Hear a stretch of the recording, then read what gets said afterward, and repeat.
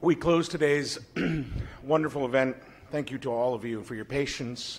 But we close today's event with Dr. Andre Ventura, who is honoring us by having come from Portugal.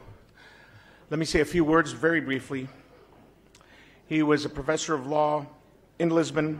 He was a sports commentator. Many of you will find that interesting, a sports pundit. And he is a talented and skilled polemicist. In 2019, looking around his country, he realized he needed to start a party. He started CHEGA, which means basta, enough. And it is a growing party on the center-right.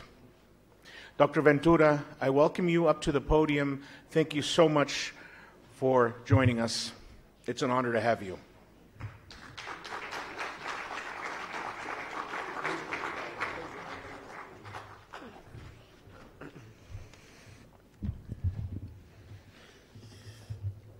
Thank you. Thank you very much. It's a big honor for me to be here today, and for CHEGA as well. It's an honor to be in Rome in such an important moment for the conservatives and for the right-wing parties all across Europe. It's a very special moment for all of us. And I would like to start this final intervention saying that I hope everybody here, independent from the countries where they come, realize the importance that the Italian election had,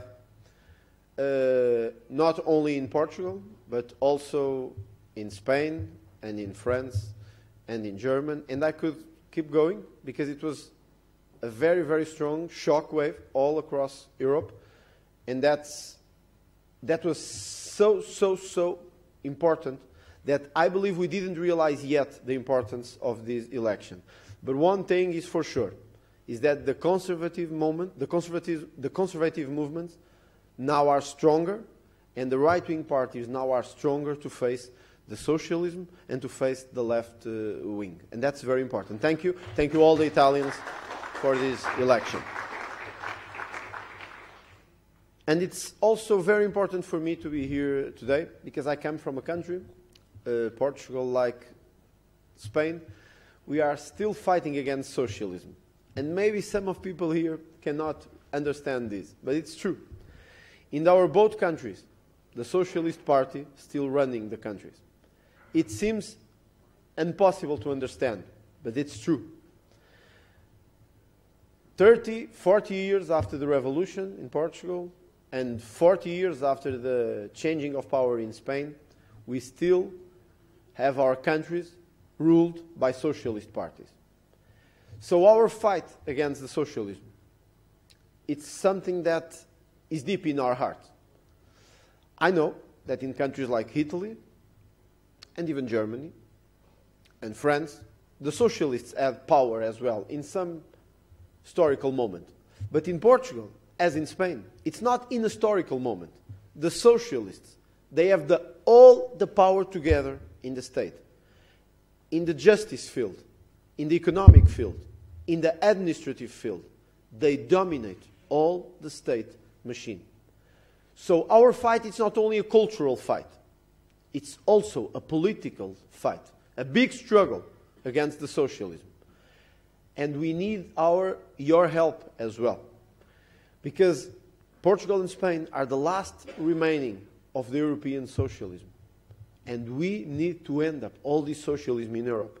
If there is something we still have as a mission for all the conservative movements in Europe, it's one: eradicate socialism in Europe. We have to do this, and we have to finish this very soon. Thank you. This is a time of European rebirth. It is. We are changing, and we are witnessing winds of change all across Europe. But every time we launch this question and this debate, we start thinking, what Europe are we talking about? What values are we talking about? In Portugal, we fight for family, for education, we fight for justice, for economic freedom, for property, all the classic values of the conservative movement.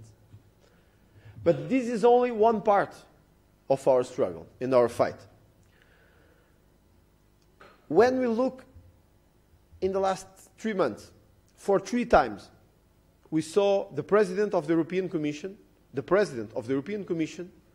look at our countries and say, don't vote for this party. Don't vote for this party, vote for this. This is not something we heard about, some kind of conspiracy theory. No, it was Ursula von der Leyen saying to the Italians, don't vote for Meloni or for Salvini or for Berlusconi. Or in France, don't vote for Marine Le Pen. Or in Portugal, don't vote for CHEGA. Or in Spain, don't vote for Vox. Now, should we ask this question? What's the legitimacy of a leader, which is not really a leader because she was never elected by any country or population, to say to the other populations how they choose and how should they vote in the general election? We should think about that. We should think about that. And we should not allow it. But here in Europe, we have this big, strong complex that if we raise our voice, if we stand for our beliefs, they say you are radicals, extremists, radical extremists, fascists, neo-Nazis, racists. They call for the courts and for the justice. Lock them up. But we need to stand. Because what happened in Italy was especially serious. We had the supposed leader of all European countries saying to the people of one of these countries, don't vote like this. Or if you vote, you will suffer the consequences. So what's the way we are doing? How can we accept that?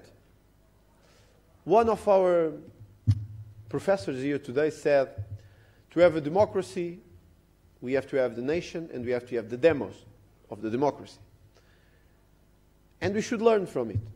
We should learn from these words. Because we will not have a democracy like the European Union is being built and developed nowadays. All the power is being controlled and concentrated in Brussels. It's not very different of a big multinational. And some of the people here might like multinationals. But would we like to be governed by multinationals? Do we like to be governed, our lives, our properties, our kids, our education system, our justice system, running and ruled by multinationals? No. We would like to choose the people that govern our countries. We would like to choose the institutions we have. We would like to have a word. And in this European Union, we don't have a word.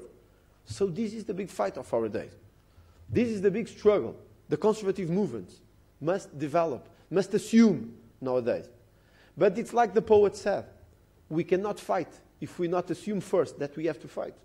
And that's the problem nowadays. We don't assume we have to fight. We think everything is going to be okay in the end. My friends, it will not be okay in the end. If we allow them to do what they want, it will not be okay. At the end, we will have less freedom. Our countries will disappear. And we will be solved or dissolved in this undefined agreement of institutions. Government only by the money and only for the money. Not by the citizens and for the citizens. And I believe in Europe. I believe in the European Union of citizens and not a European Union governed by money. But also, I would like to ask you this. Why are we radicals? Why are we extremists? I believe most of people are here. They come from different European countries. And I'm sure that in your countries, you are called racists or xenophobes or racists or racists or radicals or right-wing radicals. Why is that happening? Because we allow them to do this.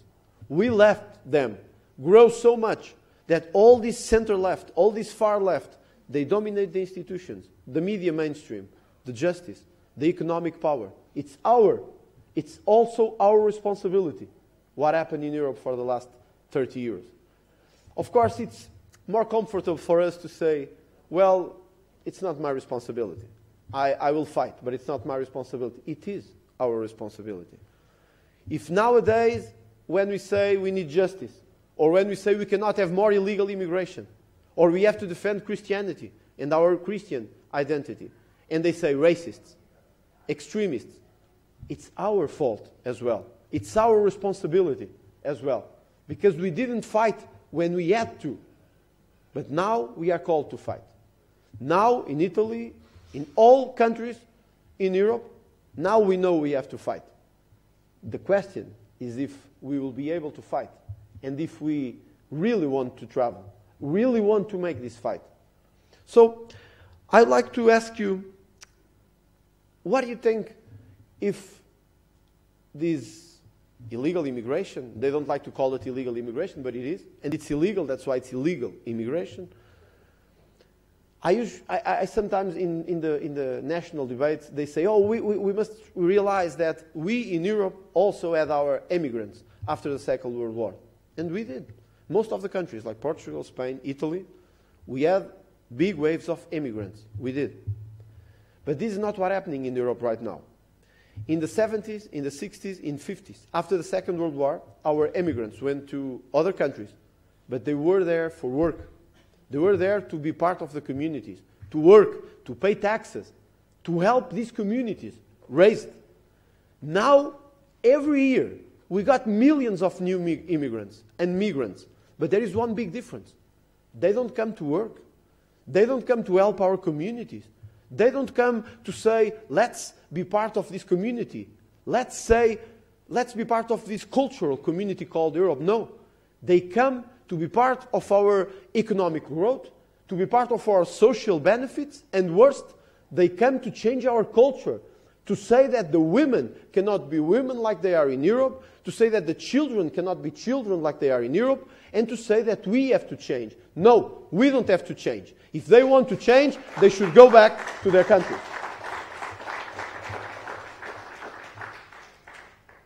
And this is one part of the fight. But there is the other one, the cultural fight. And this cultural fight, some people don't understand it, but it's so important. Because it's not like a physical fight, like getting something and throw it. No, it's different. It's underlying in our culture, in our countries. The cultural fight we are traveling is the fight for family. Look, all of us grew up in the culture when we were told what a family is. Now the concept is changing. Well, they want the concept to change. And the concepts, they might change. But again, why this happened? Because we were not able to fight when we need. In most of the people, in most of the countries of the people who are here in this room, now our kids with 5 and 6 and 7 and 10 years, they are learning in school that a boy and a girl, they are not different. That you can choose if you want to be a boy or if you want to be a girl. Or if gender ideology is not a problem, it's the future. And they are not 18 or 20 or 30 or 50. They are 10. They are 7. They are kids. And they are doing this to our kids. Why? Because we allow them. We didn't fight when we had to. This fight for education, this battle for education, this battle for our values, for our Christian values, it's not just abstract fight. It's a real battle we have to make.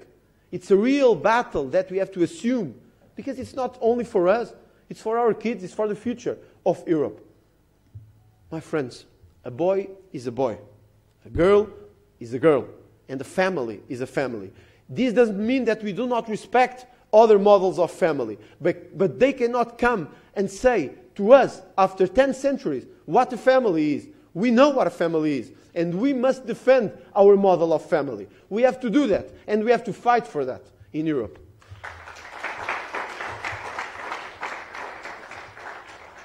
The idea that the state must control the education, that's what the socialists and the left want. They want to control the education. Because controlling the education is controlling the future. If they control the education, they control our kids, our grandkids, and they control the future of the country. You might say, give me one example. I'll give you one. North Korea, for example. I don't know if you've ever been in North Korea. It's not a good experience. But if you go there, you will see that since the age of 3, people get these books. When they say that Kim Jong-un is a great leader, that he knows how to use guns since he was 5, and that everything in North Korea is rich and prosperous. And we, in the West, are poor, undeveloped, and stupid. But the kids got this since the 5th, since they are 5. So they believe this. Controlling the education is controlling the future. People ask, why is the North Korean regime taking so long to fall? Because they controlled all the aspects of the human life since the beginning until the people die, until a man or a woman die. And controlling the education is controlling the life, and controlling the life is controlling the politics. So this is a battle we have to assume. It's not something abstract or something that we like to speak here in this room. No, this is a big fight we have to assume. State cannot control the education. It's the family who must assume the education. It's not the state or the government or the politics. It's the family. And again, this is not only a battle for our days. It's a battle for the future of Europe. And if the conservative movements and if the right-wing parties have some, we would say, major task for the future, it's to save the education of our kids and our grandkids. And I believe this is something that unites us all together. And should unite these parties. Are they part of the ID? Are they part of the European conservative movements? Are they part of PPE? This is something that should unite us. State cannot control our education. But the socialists, they won't control the education. So will we allow them again? We can't. Why am I saying this today? Because I feel in my country and in the most of the countries that I know, and they are here today, that we were very permissive into these left policies for the last 2 or 3 decades. We were very permissive. We were very weak. And we didn't fight enough. And that's why I'm appealing to you. Now is the moment to assume this fight. Now is the moment to assume that we have to make this change. And that we have to go to the battlefield in education, in family, in gender ideology, in economy. We have to assume this fight. We have to do it. Like in justice, for example. I'd like to give you this example. I don't want to take too much long, but I want to give you the example of justice. You know, sometimes people ask me, why are these movements growing so much in Europe? And in most of the countries, people feel there is no more justice in our countries. People feel corruption, money laundering, fraud is part of the government and part of the state. Most of our citizens don't believe anymore in politics. They don't believe in politics and don't believe in politicians. They don't want to take part in the political process. They say, I don't like politics. Probably you heard that a lot. Me too. I always try to tell them, look, if you want to change something, you have to be part in this process. You have to be part in this political process. But they don't want. Because every day in our news media, in internet, in our social media, we saw this foreign minister that was arrested. We see this corruption scandal. Everything about that. Look, the Brazilian example. Look at the Brazilian example. We will have Brazilian elections Sunday. As you understand, it's especially important for Portugal because of the ties of these two countries. And look who might win the election. A guy who was in jail for 2 years because of corruption and money laundering. And I'm not here defending any candidate specific. But how can we accept that a country of more 200 million people will vote, and the polls suggested that the guy who will win was in jail 2 years ago for corruption, money laundering, and fraud. And this is happening right now. It's not a film, a movie, or a series. It's reality. And Sunday might be a nightmare, but it might happen. How can we say to the people, believe, trust in us, trust in the political process? It's difficult. It's very difficult. But we have to assume this fight, and we have to assume this battle. Yes, corruption will keep growing. Yes, they will keep fighting for taking control of the education of our kids. They will keep going with gender ideology. They will keep going trying to destroy natural family. They will keep going. But we must keep going as well. And we must fight as well. No matter what happened in Spain, in Portugal, in Brazil, or in America in 2024. We don't know what will happen. But we know one thing. We know that we have to fight. And if something is enough reason to be here tonight and tomorrow and the day after tomorrow all together, is because we should unite all our efforts to fight against this globalism, which is destroying our nations and is destroying our culture. I believe this is the time we have in our hands to rebuild, to reconstruct all the European Union. We shall not destroy anything. We shall rebuild this European Union according to the values that they should have been always here, the Christian values of Europe. This is what I believe. This is what I believe a conservative movement should do. And this is the fight I believe we have to assume. Thank you. Thank you very much. See you then.